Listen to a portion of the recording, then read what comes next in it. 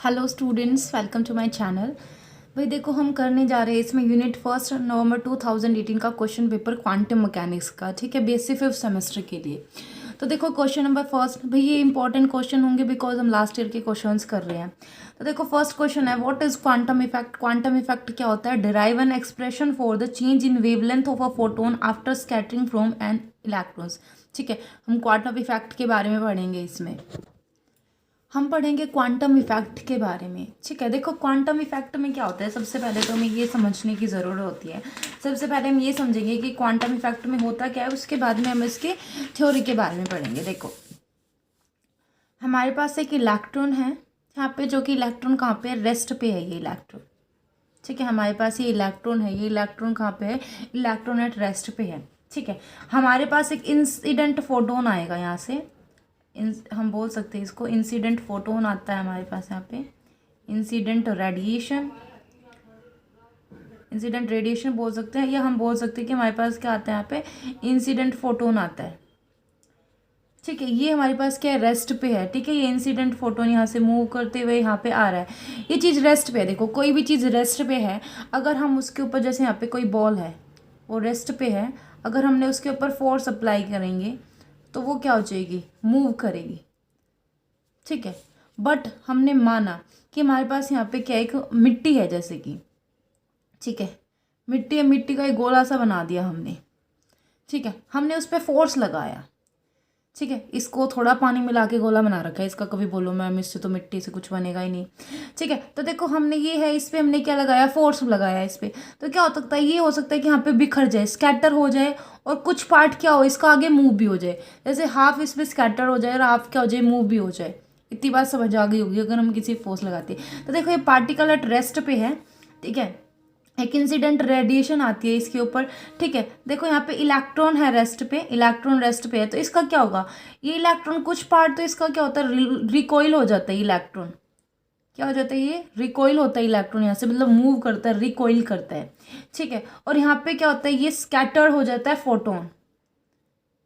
एक तो इलेक्ट्रॉन क्या हो जाएगा? रिकॉइल होगा, दूसरा क्या हो जाएगा? स्कैटर्ड हो जाएगा फोटोन। ठीक है, क्या हो जाएगा यहाँ पे? फोटोन स्कैटर्ड हो जाएगा। देखो जब फोटोन स्कैटर्ड हो जाएगा उसकी वेलोसिटी कम होगी। ठीक है, और जो ये जो पूरा प्रोसेस है ये किस पे डिपेंड करता है? इसको हम बोलते हैं रिलेटिविस्टिक। ठीक है, रिलेटिविस्टिक, इसका मतलब क्या होगा? मास वेरीज करेगा विद वेलोसिटी। मास किसके साथ वेरी करेगा? वेलोसिटी के साथ में वेरी करेगा। ठीक है, इंसिडेंट रेडिएशन हुई, ये स्कैटर्ड हुआ यहाँ पे।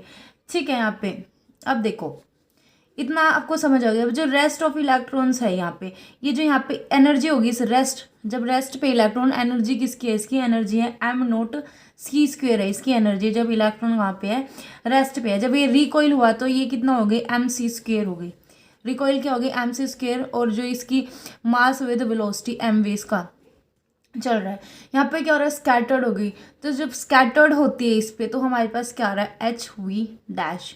ये जो वी है क्या है? ये इसकी फ्रीक्वेंसी, म्यू बोल सकते हैं हम इसको, वी नहीं है भाई, ये म्यू है, म्यू फ्रीक्वेंसी वी डैश। या जब ये फ्रीक्वेंसी ऐसे स्कैटर्ड होता है इलेक्ट्रॉन, तो इसकी फ्रीक्वेंसी क्या होती है? कम हो जाती है। हम इसको क्या बोलते हैं? लोअर फ्रीक्वेंसी भी बोलते हैं।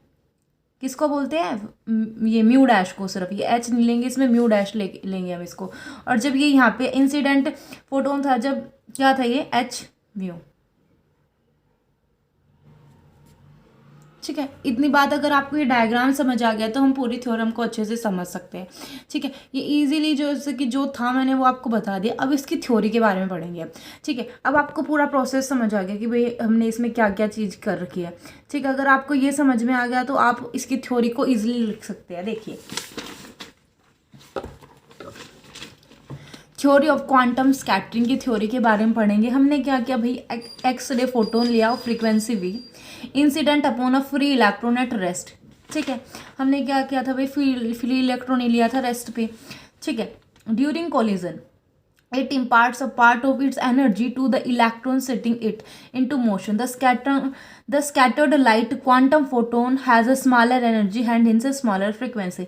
ठीक है, इसने बोला जो स्कैटर्ड होगी ना लाइट क्वांटम की फोटोन की, मतलब कि जो लाइट स्कैटर्ड हुई है, ये पार्ट स्कैटर्ड हुआ है इसका, ठीक है, तो इसकी स्मॉलर एनर्जी होगी इन से स्मॉलर फ्रिक्वेंसी। मैंने इस क्या बोला कि भाई इसकी जो इसकी फ्रिक्वेंसी होगी वो वी डैश लोअर फ्रिक्वेंसी है। अगर इसकी फ्रिक्वेंसी देखो E is equals to H mu dash है। अब देखो अगर हम बोले तो ये क्या है, डायरेक्टली प्रोपोर्शनल है। अगर एनर्जी ज़्यादा होगी तो ये म्यू डैश भी ज़्यादा होगा। हमने बोला म्यू डैश कम है तो एनर्जी भी कितनी हो जाएगी, कम हो जाएगी।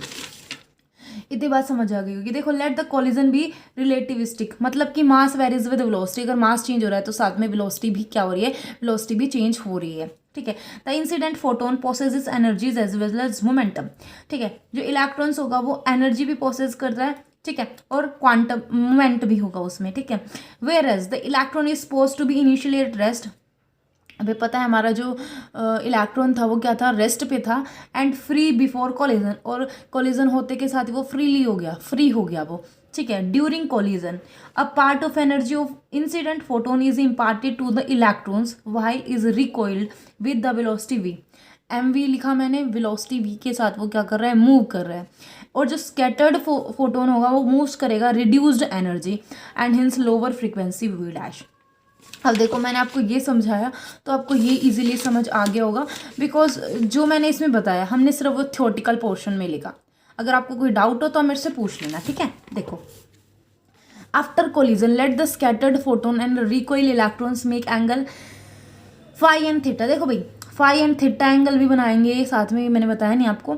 और देखो ये नहीं है कि फाई यहाँ पे थीटा यहाँ पे, थीटा ये कैसे भी हम चेंज करके अपने हिसाब से इसको लिख सकते हैं, ठीक है। With the direction of incident photon by applying the usual laws of conservation of energy and linear momentum the kinematics of the collision process can be worked out और डिस्क्राइब्ड बिलो।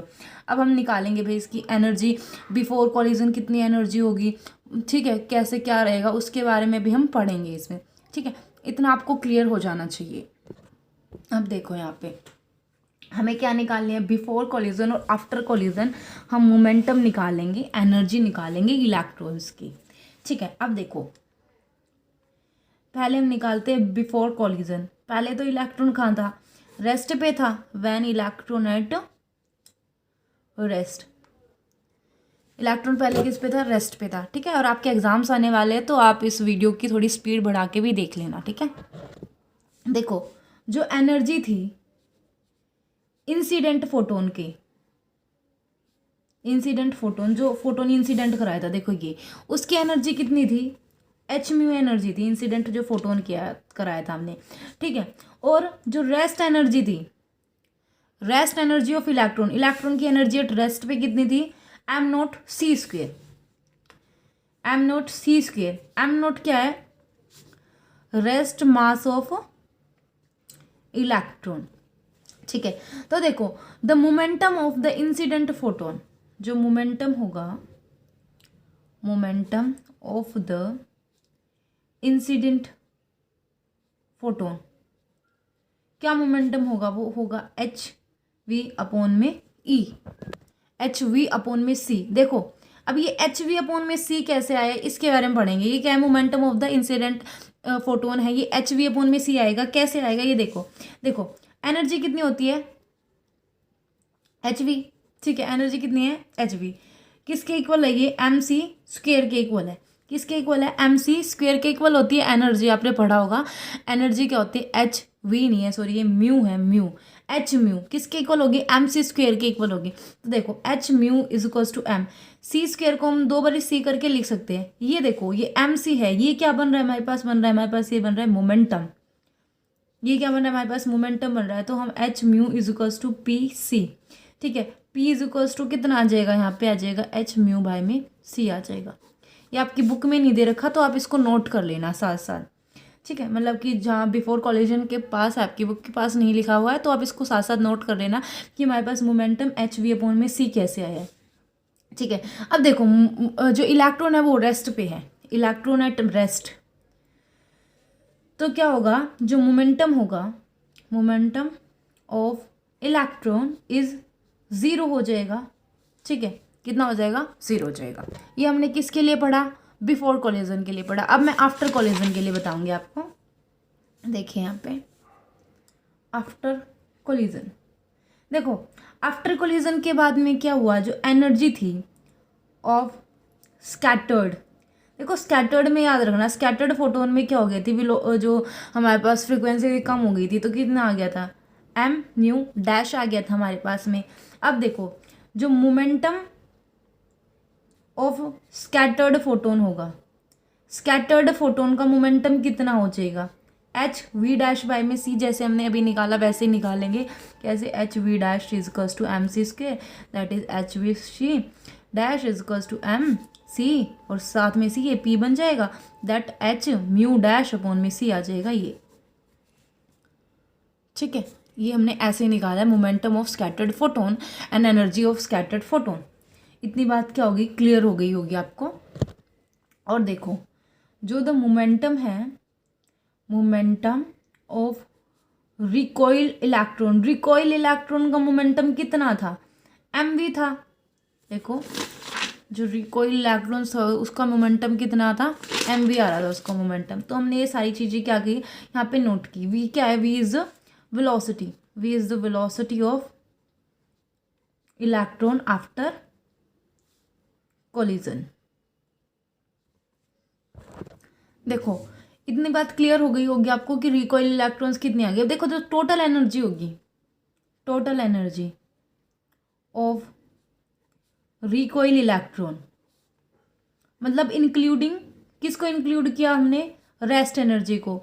जो रेस्ट एनर्जी थी किसकी, electrons की, वो कितनी हो जाएगी, M C square हो जाएगी। एम क्या हो जाएगा, मास ऑफ द इलेक्ट्रॉन हो जाएगा। तो हमारे पास जो मास आएगा टोटल वो कितना आ जाएगा, M is equals to M naught upon में वी वन माइनस में वी स्क्वायर अपॉन में सी स्क्वायर आ जाएगा। ये आपको याद रखना है, ठीक है। और यहाँ पे एम नोट क्या है, एम नोट कहाँ पे था, M naught is mass at rest. M naught क्या था, हमारा मास था रेस्ट पे। एम हमारे पास क्या आ गया, एम नोट अपॉन में 1 माइनस वी स्क्वेयर अपॉन में सी स्क्वेयर आ जाएगा यहाँ पे। ठीक है, अब देखो हमें जो मेन काम करना है वो करेंगे। From the principal of conservation of energy हम निकालेंगे, फिर हम इनको कंपेयर करेंगे आफ्टर कोलिजन और बिफोर कोलिजन, फिर हमारे रिजल्ट्स आएंगे। अभी देखो अब इलास्टिक कोलिजन में हम बात करते हैं बिफोर कोलिजन और आफ्टर कोलिजन की। Energy and momentum is conserved, ठीक है। Principle of conservation of energy हम यहाँ पे यूज कर रहे हैं। Before collision energy is equals to after collision energy होगी। यहाँ पे देखो बिफोर कोलिजन एनर्जी, यहाँ पे देखो बिफोर कोलिजन एनर्जी फोटोन की एच म्यू थी, ठीक है। Energy of the electron M note C square थी। ये आपको अभी हमने निकाले तो आपको ये याद हो जानी चाहिए साथ साथ। तो एच म्यू प्लस में एम नोट सी स्क्वायर कर दिया। आफ्टर कोलिजन की बात करें तो आफ्टर कोलिजन क्या था, ये रहा। आफ्टर कोलिजन कहाँ गया, मेरा after collision H mu dash हो जाएगी और कहाँ पे एनर्जी इतनी आ जाएगी, एच म्यू डैश प्लस में एम सी स्क्वेयर बात करेंगे, क्योंकि इसमें आफ्टर कोलिजन में क्या हुआ था, इंक्लूडिंग एनर्जी करे तो एम सी स्क्वेयर आ जाएगा यहाँ पे, ठीक है। ये हमारी फर्स्ट हो जाएगी। अब हम मोमेंटम की बात करेंगे, ठीक है। देखो हमने भी जो अभी मैंने डायग्राम बनाया था आपको समझाने के लिए, यहाँ से इंसिडेंट आ रही थी, इंसिडेंट फोटोन आ रहा था यहाँ से, ठीक है। ये इलेक्ट्रॉन रेस्ट पे था, ठीक है। यहाँ पे स्कैटर्ड हो रहा था और यहाँ पे क्या हो रहा था, रिकॉइल हो रहा था, ठीक है। अब हम मोमेंटम फाइंड आउट करेंगे। देखो मोमेंटम हमने फाइंड आउट करा, यहाँ पे एंगल थीटा और यहाँ पे एंगल फाइल और यहाँ पे एंगल कितना है, थीटा है। अब हमें क्या निकालना है, मोमेंटम निकालना है। मोमेंटम निकालना है जो कि किस में होगा, एक तो एक्स एक्सिस में होगा और एक किस में होगा, वाई डायरेक्शन एक्सिस पे होगा। देखो एक्स एक्सिस पे कोस थीटा की टर्म्स में होता है और वाई एक्सिस पे किसकी टर्म में होता है, साइन थीटा की टर्म में होता है। देखो हमने स्कैटर्ड मोमेंट है, ये स्कैटर्ड के लिए अगर हम निकालते हैं तो यहाँ पे देखना P dash cos phi is equals to momentum कितना था, एच म्यू डैश बाय में सी कोस फाई आ जाएगा, ठीक है। साइन के रिस्पेक्ट में निकालेंगे, P dash sine phi is equals to H mu dash C is equals to sine theta, ठीक है। रिकॉइल इलेक्ट्रॉन्स के लिए निकालेंगे तो देखो P dash E cos theta is equals to M V cos theta. और साइन डायरेक्शन में निकालेंगे एक्स एक्सिस में तो कितना आ जाएगा, P dash E sine theta is equals to M V sine theta. अब हम किसकी बात कर रहे हैं, किसकी बात कर रहे हैं, मोमेंटम की बात कर रहे हैं, ठीक है। फिर बाद में हम अप्लाई करेंगे principal of conservation of momentum in the direction of incident. देखो बिफोर आफ्टर कोलिजन की बात करेंगे हम, देखो पी प्लस में पी करेंगे हम, एक्स एक्सिस की बात कर रहे हैं, किसकी बात कर रहे हैं, एक्स एक्सिस की। हम देखो तो इन दोनों को ऐड करेंगे, ये P is equals to P E, ये इलेक्ट्रॉन के लिए मोमेंटम है, ठीक है। तो P प्लस में P करेंगे तो P की वैल्यू कितनी थी, P dash cos phi plus में P dash E cos theta. Before और आफ्टर हम कर रहे हैं, ठीक है। तो हमने बिफोर और आफ्टर हम कैलकुलेट करेंगे इसको, तो P dash cos theta plus में P E dash cos theta, ठीक है। P डैश कोस थीटा की वैल्यू पुट कर देंगे H mu dash C cos theta, इसकी value M V cos theta, इसकी वैल्यू पुट कर दी। देखो P हमारे पास कितना था, P हमारे पास था एच म्यू सी, और जो इलेक्ट्रॉन का मोमेंटम था वो कितना था, 0 था। तो हमारे पास कितना आ जाएगा, H mu C is equals to H mu dash C cos phi plus में एम वी कॉस थीटा। इसमें अगर हम सी से मल्टीप्लाई कर दे दोनों साइड, तो यहाँ पे सी आएगा, सी से सी कैंसिल, यहाँ पे सी आएगा, सी से सी कैंसिल, और इसमें क्या हो जाएगी, सी की मल्टीप्लाई हो जाएगी, ठीक है। ये किसके लिए था, एक्स एक्सिस के लिए था। अब हम वाई एक्सिस के लिए निकालेंगे। देखो वाई एक्सिस के लिए निकालेंगे, देखो वाई एक्सिस है, वाई एक्सिस में देखो बिफोर कोलिजन, कोलिजन से पहले यहाँ पे कुछ हो रहा है, कुछ भी नहीं हो रहा। बिफोर कोलिजन कुछ भी नहीं है इसमें, आफ्टर कोलिजन के दोनों रिजल्ट है मोमेंटम के लिए। बिफोर कोलिजन मोमेंटम का कोई रिजल्ट नहीं है यहाँ पे। तो देखो वाई एक्सिस पे देख रहे हैं, तो बिफोर कोलिजन तो क्या आ जाएगा, 0 0 आ जाएगा। आफ्टर कोलिजन कितना आ जाएगा, H we mu dash C cos sine phi, और यहाँ पे कितना एम वी साइन थीटा। इन दोनों को क्या कर देंगे, ऐड कर देंगे। अब देखो ये दोनों क्या है, अपोजिट डायरेक्शन में है, तो हम क्या लगाएंगे, बीच में माइनस का साइन लगाएंगे, ठीक है। अगर इसको भी अगर आप सी से डिवाइड कर रहे हो तो यहाँ पे सी से मल्टीप्लाई आ जाएगी, ठीक है। देखो इतनी बात है, इतनी बात आपको क्लियर हो जानी चाहिए, ठीक है। हमने पहले किसके लिए निकाला, हमने पहले एनर्जी एंड मोमेंटम निकाला था जो बिफोर कोलिजन एनर्जी के लिए, अब हमने मोमेंटम के लिए निकाल दिया, ठीक है। आप इनको साथ साथ इसके स्क्रीनशॉट भी ले सकते हो, एग्जाम में आपको ऐसे करके आना है। इसको अलग से बना देना आप, और जो एनर्जी के लिए उसको अलग से बना देना, ठीक है। देखो जो भी हमने इक्वेशन निकाली थी उसको इसने किससे, सी से मल्टीप्लाई कर दिया। अब सी से मल्टीप्लाई कर दिया, अब देखो ये इक्वेशन है, ये इक्वेशंस आपको याद रखनी है। एच वी प्लस में 0, H V dash mu dash cos phi plus में M mu C cos theta. देखो ये वाली इक्वेशन है ये, ठीक है। इस इक्वेशन को सी से मल्टीप्लाई कर दिया तो हमारे पास में ये बचेगा यहाँ पे, ठीक है। इसने क्या किया, इन दोनों टर्म को एक साथ ले आया और इसको अलग से रख लिया, ठीक है। तो यहाँ पे देखो M mu C cos theta, इनको साथ में लेके आया तो इसमें से एच कॉमन आ जाएगा, म्यू माइनस में म्यू डैश कोस थीटा अंदर बच गया। नेक्स्ट में देखो मल्टीप्लाई बाय सी, इसमें भी मल्टीप्लाई बाय सी की इसने, यहाँ पे मल्टीप्लाई सी करेंगे तो हमारे पास ये बनेगा, ठीक है। इसने इन दोनों को क्या किया, इक्वल रख लिया। इसको इक्वेशन नंबर 4, इसको 5th दी, इसको हमने इक्वेशन नंबर 2 देंगे और इसको इक्वेशन नंबर 3 देंगे, ठीक है। और जो इक्वेशंस हमने पहले निकाली थी उसको इक्वेशन नंबर 1 दे दिया था हमने, ठीक है। अब देखो next squaring and adding, 4th और 5th को हमने ऐड कर दिया और स्क्वेयर कर दिया। देखो इसको ऐड करेंगे और इन दोनों को क्या कर देंगे, स्क्वेयर कर देंगे इनका। देखो तो क्या बनेगा, M we square C square बन जाएगा यहाँ पे, ठीक है। अब देखो इसको सोल्व करना है, अच्छा मैं सोल्व करके दिखाती हूँ इसको आपको, ठीक है। देखिए देखो यहाँ पे क्या है, एम वी सी है, यहाँ पे एम वी सी है। देखो अब देखो ये हमने इसका स्क्वेयर करेंगे तो देखो कोस स्क्वेयर थीटा और साइन स्क्वेयर थीटा कितना हो जाएगा, आप खुद बताओ। कोस square theta plus sine square theta, ये तो 1 बन जाएगा, ठीक है। और बाहर कितना बचेगा, एम स्क्वेयर वी स्क्वेयर और सी स्क्वेयर। तो इसने वही M square plus V square plus C square लिख रखा है और इन दोनों को ऐड करके क्या लिख रखा है, 1 लिख रखा है। इसमें देखो इसमें एच का square mu minus mu dash cos five का स्क्वेयर प्लस में ये एच स्क्वेयर म्यू डैश का स्क्वेयर कोस स्क्वेयर थीटा आ जाएगा यहाँ पे, ठीक है। अब देखो इसको तो एज इट इज लिख लिया, इसको अंदर मल्टीप्लाई, इसको इससे मल्टीप्लाई की, क्योंकि इसको खोलेंगे तो क्या बनेगा यहाँ पे, अगर इसको मैं ओपन करूँ तो इसमें क्या बनेगा, A square plus B square plus 2ab, sorry minus में भी देखो म्यू माइनस में म्यू नॉट कॉस फाइव क्या बनेगा, ए स्क्वेयर प्लस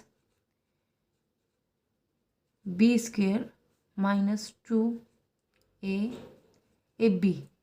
अब इसी को हमने किससे मल्टीप्लाई कर रखा है, एच स्क्वेयर से। तो h square mu square, h square mu dash cos square theta, h square mu square cos square theta, इसकी इससे करेंगे माइनस में 2h mu dash cos phi आ जाएगा यहाँ पे। ठीक है, ये थोड़ा लेंथी है भाई, क्योंकि इंपॉर्टेंट भी बहुत है, इन दोनों नंबर में आते हैं तो थोड़े लेंथी हो जाते हैं। ठीक है, बट आप इसको प्लीज़ ध्यान से समझना। प्लस में h square mu dash square sine square theta आ जाएगा यहाँ पे। ठीक है, अभी देखो आप इसको देखो, इसमें इन दोनों में से इसको कॉमन लूँ तो यहाँ पे फिर से क्या बनेगा, cos square theta plus sine square theta is equals to 1।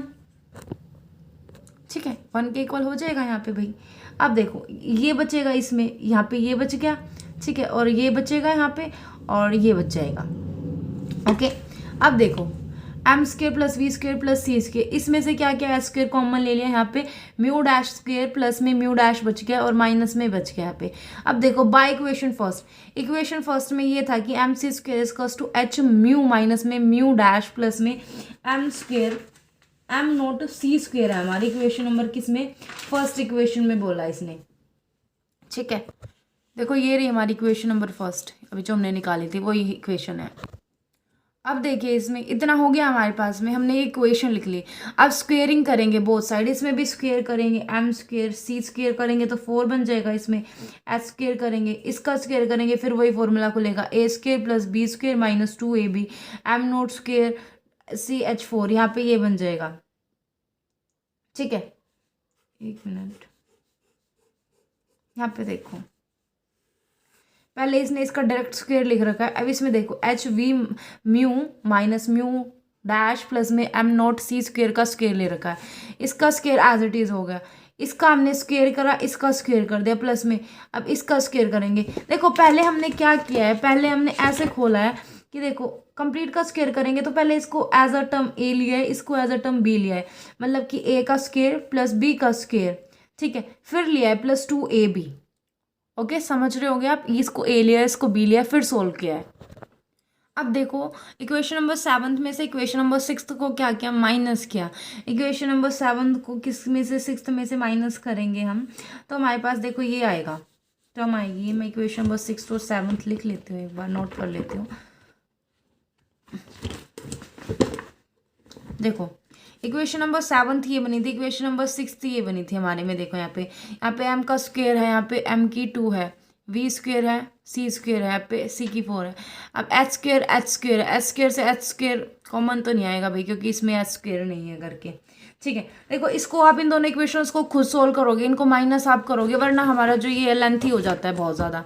ठीक है, आप इसको सोल्व करोगे ये आएगा, अगर आपका सोल्व नहीं हो रहा है तो आप मेरे से पूछना, मैं आपको बता दूंगी। ठीक है, तो यहाँ पे क्या आ रहा है, m nought square C4 2h square mu dash cos 5 minus 1 plus में एम नोट स्क्वेयर सी की 4 plus 2h mu minus mu dash m square सी स्क्वेयर। ठीक है, 2h mu minus mu nought C square is equals to this, इसके equal कर रखा है इन्होंने इसको। ठीक है, अब देखो 2h से यहाँ पे क्या होगा, 2h कॉमन 2h कैंसिल हो जाएगा और एक h बच जाएगा यहाँ पे। ठीक है, तो v माइनस वी डैश और जो इसका वी डैश था वो यहाँ पे आ जाएगा, h अपॉन में इसका जो एम नोट सी स्क्वायर था यहाँ पे आ जाएगा। यहाँ पे क्या है 1 माइनस कोस पाई, बिकॉज बाहर माइनस का साइन है तो इसको अंदर ट्रांसफर करेंगे तो 1 माइनस कोस पाई आ जाएगा। और जो पहले मैंने इक्वेशन बताई है 6 7, उसमें सिंपल आपको माइनस करना है। अगर फिर भी आपको कुछ डाउट हो तो आप पूछ लेना मेरे को। ठीक है, सिर्फ लेंथ ही था इस वजह से नहीं करा रही मैं उसको।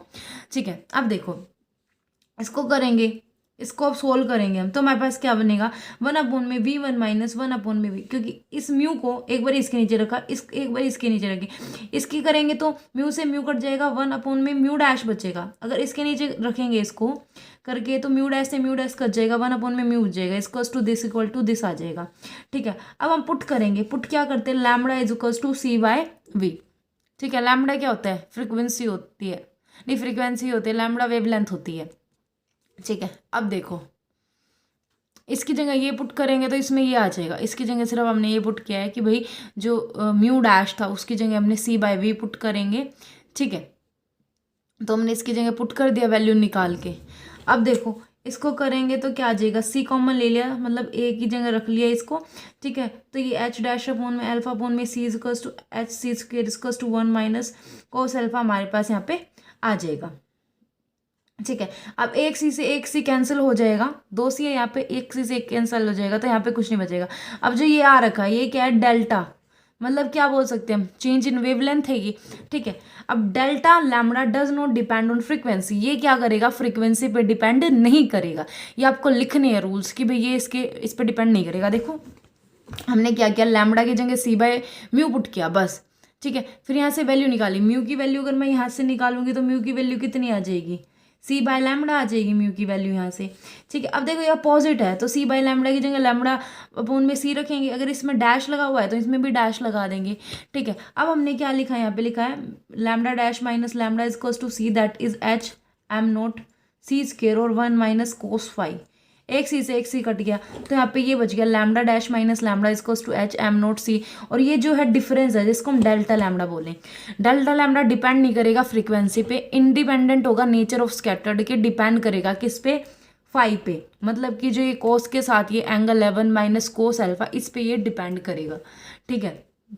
अब ये जीरो कब होगा, जब फाइव इक्वल्स टू जीरो होगा, मतलब कि क्या होगा, अब 90 पे जो है कोस 90 पे जीरो होता है ना, इस वजह से ये भी लैम्बडा भी किस पे होगा, जीरो 90 पे हो जाएगा।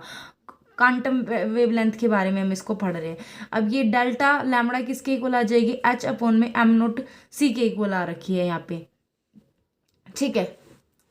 अब देखिए हम इसके आगे का प्रोसेस पढ़ेंगे अभी।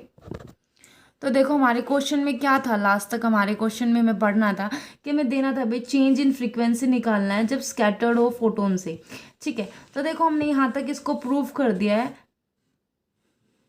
तो ये जो हमारा इफेक्ट है ये क्या हो जाता है, कंप्लीट हो जाता है, ठीक है। तो हमारा क्वेश्चन यहाँ तक क्या हो जाएगा, कंप्लीट हो जाएगा। और देखो यहाँ पे ये जो एक्सप्रेशन होता है gives the change in wavelength of the scattered photon, scattered photon की वेवलेंथ में जो चेंज होता है उसके बारे में बताता है, इज कॉल्ड कम्पटन शिफ्ट बोलते हैं हम उसको। वो इंडिकेट्स करता है कि जो अल्फा डैश होगा वो अल्फा से क्या होगा, ग्रेटर होगा, ठीक है। तो देखो अगर फाई हमारे पास पाई बाय 2 है, मतलब अगर हमारे पास पाई कितना है 90 है, तो कोस 90 जीरो हो जाएगा, ठीक है। तब हम डेल्टा लैम्बडा की वैल्यू कैलकुलेट करेंगे, ठीक है, एच बाय एम नोट सी की वैल्यू कैलकुलेट करेंगे।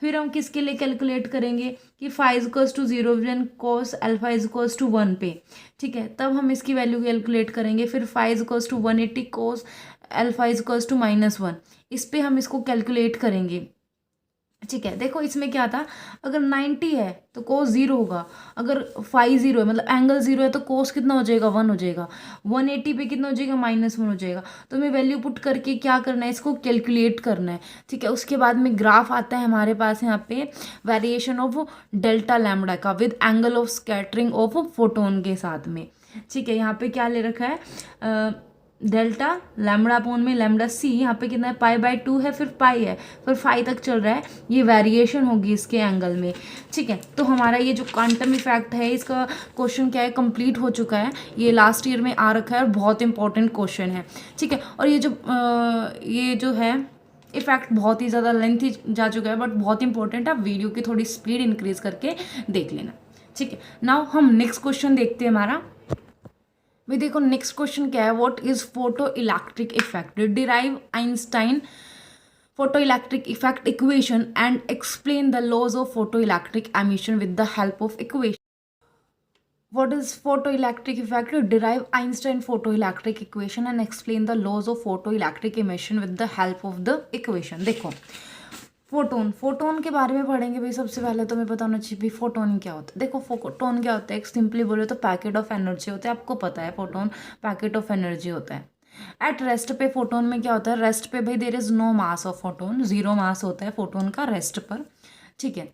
अब देखो हमने पढ़ा है is equals to H mu, that is equals to also M C square, that is what, अगर हम यहाँ से मास निकाले that is both are equal to each other, that is H mu is equals to M C square. अगर हम यहाँ से M की वैल्यू निकाले तो एच म्यू अपोन में सी स्क्वेयर आएगी, ठीक है। ये हमने क्वांटम इफेक्ट में भी किया था अपने, बट हम वहाँ पे हमने किसकी एच की वैल्यू निकाली थी, ठीक है। Photon travel with the speed of light in vacuum C square. जो फोटोन होता है किसकी स्पीड ऑफ लाइट की स्पीड से ट्रैवल करता है। ठीक है। अब देखो मोमेंटम के बारे में। मोमेंटम क्या होता है? मोमेंटम होता है m multiply by v, where is momentum is mass into velocity. ठीक है, mass into velocity, m into c, then m की वैल्यू एच म्यू अपॉन में सी square multiply by c, that is H mu upon में c. Photon आ जाएगा H mu by में C आ जाएगा यहाँ पे। ठीक है। फोटोन क्या होता है? न्यूट्रल होता है। उसके बाद में क्या आता है हमारे पास? Photo electric effect. देखो इसमें मैंने सिंपली आपको बता रखा है क्या है, अब इसके नोट्स भी हम देखेंगे, बुक में से पढ़ेंगे। ठीक है। फोटो इलेक्ट्रिक इफेक्ट में क्या होता है? जो मेन बात होती है वो सुनो आप लोग। ये हमारे पास एक मेटल है भाई, हमारे पास यहाँ पे क्या है? हमारे पास एक रेडिएशन आई सुटेबल फ्रिक्वेंसी की। ठीक है, हमारे पास क्या है? एक रेडिएशन आई सुटेबल फ्रिक्वेंसी की। ठीक है, वो इंसिडेंट की मेटल पर। ठीक है, इलेक्ट्रॉन क्या हो गया? यहाँ से इजेक्ट हो गया। ठीक है, तो हम क्या बोल सकते हैं फोटो इलेक्ट्रिक इफेक्ट को? When a radiation of suitable frequency is incident on a metal surface then electrons are ejected out of the metal surface. This phenomena is known as photoelectric effect. Okay, बिल्कुल simple definition है इसकी। ठीक है, ये definition यहाँ पे लिखी भी हुई है, देखिए आप लोग। When a radiation of suitable frequency is incident on a metal surface, then electrons are ejected out of metal surface. This phenomena is known as photoelectric effect. ठीक है, देखो इसमें डायग्राम बना रखा है, इसमें भी यही कि भी मेटल सरफेस पे आ रहा है, इलेक्ट्रॉन्स क्या हो रहा है? इजेक्ट्स हो रहे हैं। यहाँ पे देखो कुछ पॉइंट्स लिखे हैं मैंने। When increase the frequency then velocity of electrons also increase करेगी। और देखो जो नंबर ऑफ फोटोन्स होते हैं फोल्स करते हैं मेटल्स पे, वो इंटेंसिटी ऑफ रिलेटेड होते हैं। रिलेटेड इंटेंसिटी मतलब क्या होता है? चमक, लाइट की चमक कितने है भाई। ठीक है, कितनी चमकदार लाइट है उस पर डिपेंड करता है। अब ये सिंपल फोटोन हमने पढ़ लिया। फोटो इलेक्ट्रिक इफेक्ट क्या होता है बुक में से हम देखेंगे। देखो अब हम ऑब्जर्वेशन देखते हैं फोटो इलेक्ट्रिक इफेक्ट की। For every metal there is a minimum frequency v naught below which no photoelectric emission takes place however larger intensity. इसने बोला है कि भाई कोई भी मेटल हो उसके लिए एक मिनिमम फ्रीक्वेंसी होगी वी नोट, बिलो विच मतलब कि उस वेलोसिटी उस फ्रीक्वेंसी से नीचे फोटो इलेक्ट्रिक इफेक्ट होगा ही नहीं, चाहे इंटेंसिटी उसकी कितनी भी हो। ठीक है, ये ऑब्जर्वेशन की है इस फोटो इलेक्ट्रिक इफेक्ट की कि भाई एक मिनिमम फ्रीक्वेंसी होगी जिससे नीचे below which no photoelectric emission. ठीक है, इंटेंसिटी चाहे कितनी भी हो उसकी, बट भाई अगर मिनिमम फ्रीक्वेंसी से नीचे होगी वो, तो हमारा फोटो इलेक्ट्रिक इफेक्ट नहीं होगा, एमिशन नहीं होगा। सेकेंड पॉइंट क्या है? The emitted photoelectrons. जो एमिटेड फोटो इलेक्ट्रॉन्स होंगे show distribution of velocity from 0 to v maximum. देखो जो एमिटेड फोटो इलेक्ट्रॉन्स होंगे उनकी जो वेलोसिटी होगी 0 से मैक्सिमम तक हो सकती है। 0 1 2 3 4 मैक्सिमम तक उनकी क्या जा सकती है? वेलोसिटी जा सकती है। ठीक है, third point, the photoelectric emission is a instant process. Instant process का क्या मतलब होता है कि भाई जैसे ही मेटल पर हमने रेडिएशन डाली, ठीक है, तो क्या होगा? जो इलेक्ट्रॉन होगा साथ के साथ एमिट हो जाएगा। इंस्टेंट प्रोसेस होता है, मतलब बहुत ही ज़्यादा जल्दी ये प्रोसेस होता है हमारे पास में। ठीक है, यहाँ पे देखो अब इसको हम करेंगे तो देखिए आप लोग, मैं आपको बुक में से ही करा देती हूँ इसको। ठीक है, बुक में से ही कर लेंगे। देखिए देखो, when light of certain frequency falls on metallic surface, a part of its energy is used up to liberate